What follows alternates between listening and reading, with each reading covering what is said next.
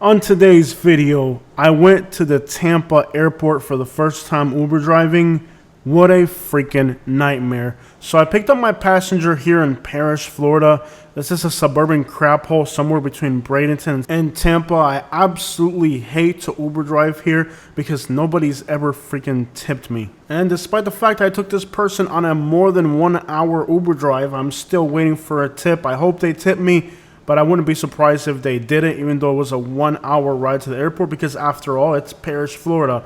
And the people that buy houses here, the people that can't afford to buy a house somewhere better, because this is kind of like one of the outer, most affordable suburbs. So despite the fact it's growing like crazy, nobody moving here can actually afford to live in these areas. In Lakewood Ranch, they built the roads first. Here, they built the communities first, and they gave absolutely no thought to the roads, which means that if you're stuck in Parrish, traffic here is absolutely infuriating. We were stuck at this intersection for over 15 minutes. This literally has to be one of the most frustrating places to drive anywhere in the Tampa metropolitan area. Parrish is absolutely incommunicated. They're building more and more communities, but they're not thinking about building more roads. Traffic here is absolutely infuriating. I finally decided to just get in the left lane and try to pull a U-turn somewhere because for some reason the right turning traffic wasn't moving at all. Now this intersection is usually a nightmare regardless, but on today there's a special problem on top of the regular congestion.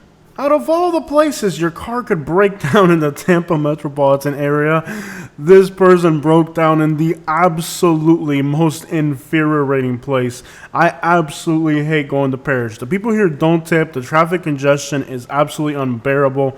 And they're building houses like crazy here that are more affordable, but trust me, you don't want to end up here. It's absolutely the most traffic congested place you could absolutely think of in the Tampa metropolitan area. So we finally got out of that crap hole situation. Now we're going to head into St. Petersburg and finally into Tampa to the airport. I'm still waiting for the tip from this person. I don't know if they're going to tip or not, but I had to pay a freaking toll. And guess what? The Uber app gives you like $1 credit for going through the toll, but the toll costs more than $1.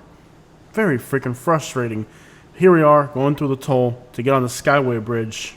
If you've never been on the Skyway Bridge, it's about 7 miles long and it connects Bradenton, Manatee County to St. Petersburg, Pinellas County, and it's quite literally one of the scariest bridges you're ever going to be on. Like, you're quite literally driving so high that a freighter ship or a cruise ship could literally go underneath this bridge. So if you're scared of heights and being out in the middle of the ocean, this bridge is always terrifying. And it doesn't seem like you ever get used to it. I've gone over this bridge probably hundreds of times by now in my lifetime, and it never ceases to amaze me how freaking impressive and terrifying it is to go over this bridge. But here we are now on the Skyway Bridge. Behind us is Bradenton, Manatee County, and in front of us is St. Petersburg, Florida. It is still a very neat experience, and I'll tell you, it never gets old and it never stops to terrify me. This bridge is about 7 miles long. The old bridge is now a fishing pier, which isn't one of the best fishing spots I've ever tried. And I think you have to also pay to get on it, so I've never actually, maybe once or twice I've gone fishing. You can start to see it now on the left. That's the Skyway Fishing Pier. Not really a fan of it. The fishing there isn't too great. Every once in a while somebody will show a video of a tarpon or a grouper there that they've caught, but overall it doesn't even seem like you can land it because it's so high up that you can't drag the fish up with you. So at the end of the day, that is right there, the Skyway Bridge, and we are now going to be entering St. Petersburg. Before we get to Tampa, we still got to go all the way through St. Pete though. 275 north through St. Petersburg is actually a pretty nice ride. St. Petersburg is a very enjoyable city to drive through. There's rarely any traffic in St. Petersburg. Sometimes this time of day you'll hit a traffic congestion just north of downtown, but it's just a little bit of a slowdown. It's nothing crazy. So I tell you guys, I have never been to the Tampa airport. Now I've taken trips to Tampa and they've almost always been horrendous trips. I really don't like to take trips from Bradenton area into Tampa because I've just had so many bad experiences. But on this particular day, I took it because it was going to the airport and I wanted to be in the Tampa area on this particular day. So here's where Tampa airport is crazy. Tampa Airport is an absolute nightmare. It's a huge airport, and there's usually way too many Uber drivers waiting to get a ride. So it's not exactly a great airport. Somehow I managed to get a passenger to the airport, and then I got a passenger on the way out. The problem with the Tampa Airport is not only how big it is, but how horribly laid out this airport is. It's one of those H-shaped two-story things where the Uber app doesn't know if you're on the first, second, third, or even seventh floor, because the Uber app actually got me to drive into a freaking parking garage. And my passenger was directly below me, 7 stories down. And I think, the Uber app at an airport as big as Tampa should be fairly accurate, and it wasn't.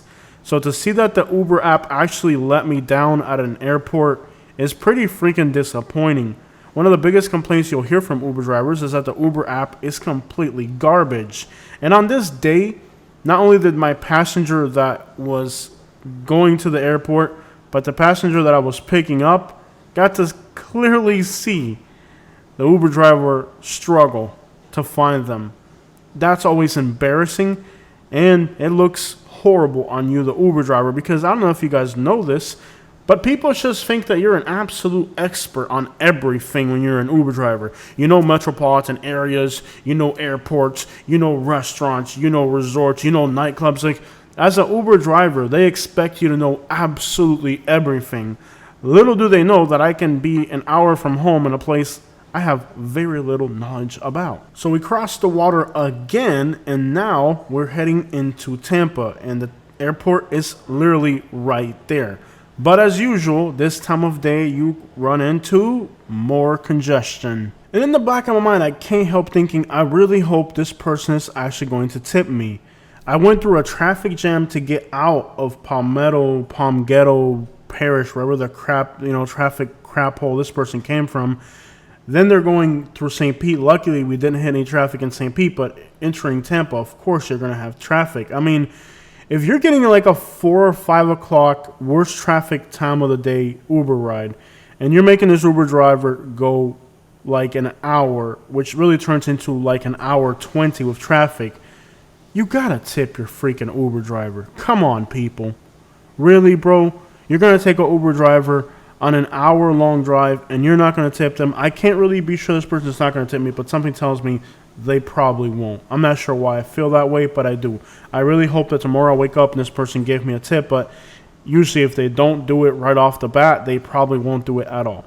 Anyways, come on, bro. You take an Uber driver on an hour-long drive, it turns into an hour 20 with traffic, and you don't tip them.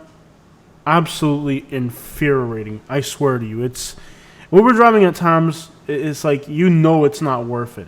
Like, there's times where it works out okay, but there's other times where you're like, this is so not worth it. And today was like the prime example of a day where it wasn't worth it. I think this trip paid me, let me just look it up and I'll tell you exactly how much this trip paid.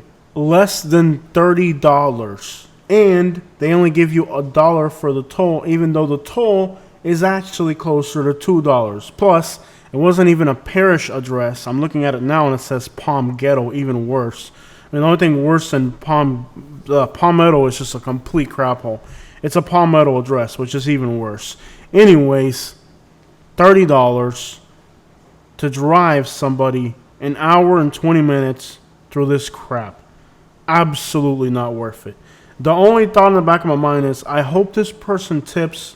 And they should know to tip because they're not retarded. I mean, but apparently they are. I don't know. It's frustrating. It really boils down to sometimes Uber driving is absolutely not worth it. And this right here is a prime example of that. This is why I haven't taken anybody to the Tampa airport, because I see these rides to the Tampa airport, $30, $27, $40. I'm like, really, dude? You know you're going to add at least 30 minutes to the route because of traffic congestion alone. Anyways, let's get into this crap so you guys can understand, other than the fact of how little Uber pays, why this Tampa airport is an absolute nightmare for an Uber driver. So here, I've never been in this airport, and I can't see what terminal I'm going to because the title of the airport is so long that in the description of the ride, you can't see the terminal, so you're stuck following the arrow, the map on Uber. And the map is extraordinarily inaccurate. Not only is it inaccurate, but there's like 2 or 3 stories to this airport. So you don't know what story the person's at. It could be the first story, the second story. There's red terminals and there's blue terminals, so that kind of helps. The problem is that when you click on the Uber app, you can't see what color they're at because, you guys ready for this? The title's too long, so you can't see where it's going. Now, if you're driving through a place this crowded, you cannot really click on the app to see the waybill because it's on your phone.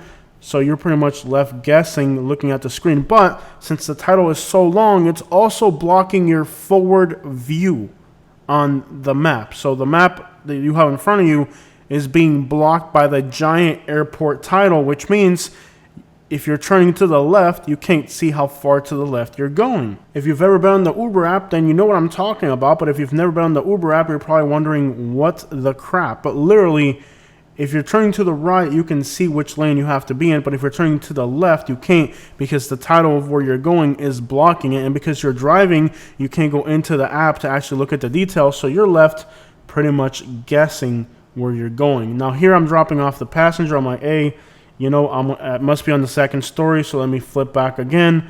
They're pretty cool. Now, unfortunately, we ended up doing this, I think like 3 times because every single time I couldn't see which way I was going to go. And even if I did, when I was able finally to see where I was going by driving very slow before approaching the intersection, it didn't matter because as you're going to see, the Uber app still guided me in the wrong direction on the way out with the other passengers. So basically, this airport is a complete crapshoot. I mean, it's just there's too many left turns and you can't see where you're going on the Uber app. I think the airport might not be as much of the problem. I think the problem here might actually be the Uber app. So this time I'm in the red terminal, which is hopefully where my person's going. But guess what? There's going to be 2 left turns ahead. I think, again, let's see what happens here. I actually did this twice because as I'm going now, the Uber app is blocking the map view. So all the roads that you see in front of you, imagine if like the whole left side of the screen is blocked by the International Tampa Airport, this giant long name, so you can't really see where you're going. So you can see me here trying to slow down a little bit to kind of figure out what I was supposed to do. I think the real problem here is the Uber app. I think the Uber app really took me for a ride here with both passengers. The first one was the one I'm dropping off. You can see me here going in the wrong, and I can't see where you're going. So I figured, am I going into this terminal? Guess what? This took me down again to where I was before. So I have to go all the way through. I'm actually going the wrong way here, apparently. Not sure what that's about. But here I am back in the same terminal on the first floor again because the app is again blocking my view and I can't see which way I'm supposed to go. So at this point, my passenger, I apologize. I said, look, I'm so sorry. I've never been to this airport. I'm really trying my best. Look at the screen. You can see the map is blocking the view, and I'm trying to just, like, very frustrating. Very frustrating. And so I had to drive through here for a second time and do this whole process all over again for the second time. At this point, as an Uber driver, when this stuff happens, even if it's the Uber app's fault, you look and feel like a complete idiot. Eventually, after enough loops around this airport in circles, the passenger was able to look at the map on Google Maps on her phone and tell me how to get up there because the Uber map wasn't working. Literally, the entire map view was distorted, and I feel like with an airport as big as Tampa, they should really have this on lockdown. I mean, they have 130 drivers at any given moment at this airport for Uber. That's thousands a day. That's tens of thousands a week. Millions probably, if not hundreds of thousands a year. That's enough Uber passenger situations going on at this airport where they would figure out maybe we need to fix this crap. So after going around this airport for like the 3rd time, we finally figured out the right terminal with the help of the passenger since the Uber app was completely useless. And boy, was I in for a ride, because if you think things have been bad, imagine this: your passenger, you've driven them around the terminal 3 times, and you're just sitting here like, wow, I feel stupid, I look stupid. They're probably not going to tip me, and it gets worse. It really does. You guys are about to see. So finally, this time I'm like, I hope this is finally the right terminal and whatnot. With the help of the passenger and their Google Maps abilities, we were able to find the terminal, which at this point I feel like a complete idiot. And I've wasted and added another 10 minutes to what was already a very long ride. This airport is not my favorite. I looked at the layout on the map and I was like, yeah, I hope I never have to Uber somebody to this airport. And I can tell you, I will probably never, ever want to bring somebody else to this airport again. But we finally found the right terminal and got this person out of the car, and immediately I got another passenger. So now, as I'm leaving, I get my passenger that's leaving the airport, a departure. Wait, an arrival, I'm sorry. So I get my passenger and I make the mistake of following the Uber app. So right now I'm like, I'm going to blindly trust Uber to get me to this passenger. Now, they are right underneath where I was earlier, so I had already been in that terminal, so I'm thinking, okay, I've already been in this terminal. Let me just trust the Uber app. I'm going to let Uber guide me to this person. And I didn't make any mistakes. I literally just let the Uber app guide me. And look where it took me. Okay, so at this point, I'm 100% relying on this app. I said, okay, I just drove around this airport 3 times. Now I got somebody waiting for me. It says I'm going to be there in a minute. In reality, it turned into about 10 to 15 minute wait. I have no idea how this person didn't cancel on me, because here I am blindly listening to the directions. If I had turned there, I think I would have got the person. But again, I'm blindly trusting the app. At this point, the app's not mad at me. It's not screaming at me. Like, it knows where I'm supposed to be going. It's confident. It's like, turn left, turn right. So I'm following this app, and this gets scary. Now, let me tell you guys a few things about me. I'm extraordinarily claustrophobic.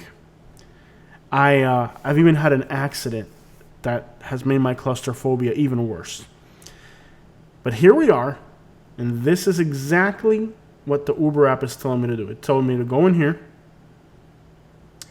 And at this point, I'm not really aware of what's happening. But I'm listening to the Uber app, and it's telling me to go here. This is what the Uber app told me to do. At this point, everything is legitimate. It tells me to take a left, and then take a right. And then here it tells me to take another left. So we're good. We're following the directions. At this point, I'm not aware of anything out of the ordinary. Oh, now here's something out of the ordinary. Short-term parking garage. Huh. I'm not parking in a garage. Why is it taking me here? Clearance, 6'8". Okay. I somehow made it underneath the sign. By the way, if I don't know what I would have done if I didn't fit, because there's nowhere to turn around either way. I have to get a ticket. Oh, I'm going to have to pay again. Great. I'm paying again. Now I'm paying for this. Great. This is the second time I'm paying for something that I'm probably not going to get reimbursed for. At this point, I know something's wrong. But I'm just like, maybe this is where this person is. Because after all, the Uber app is telling me to go here. I'm listening to the Uber app. So the Uber app can't be wrong, right? This is where I realize that maybe there isn't a passenger up here. Because now the passenger is below me. I'm on top of my passenger right now. And I'm starting to realize that they really weren't kidding about that 6'7" clearance. Now, my truck is about 6'8". Like, there's like, I don't even know what it is. There's literally 2 inches, if that. I mean, my roof, this is like the view from the hood of my car. So you can imagine the roof behind it. We are literally, I mean, I don't even know how my roof isn't hitting stuff on top. Now, I can't tell you guys too much about my life, but I'm claustrophobic, and I've actually had an injury-related claustrophobia episode. Actually, just watching this video, I feel like I'm gonna faint. Like, watching this video alone of this makes me feel like fainting. Like, I can't really tell you guys everything about my life, but claustrophobia is a huge problem for me. And as I'm watching this video, I can feel like my blood pressure going up. Because for one, I'm stuck inside of this garage. I have no idea how the crap I'm going to get out. It literally feels like my truck is going to scrape. And then I see like cameras and stuff hanging. So I'm like, I'm pretty sure my truck isn't supposed to be inside of this garage. Eventually, after literally scraping the roof of my truck on something inside of this garage, I was actually able to leave this garage, spin around again, and find the passenger using my memory of where I had been earlier. Now keep in mind, my truck actually has a lift kit, so it's higher than these trucks you're seeing in here. Like, I'm literally scraping. Anyways, I hope I never again get another ride to this Tampa airport.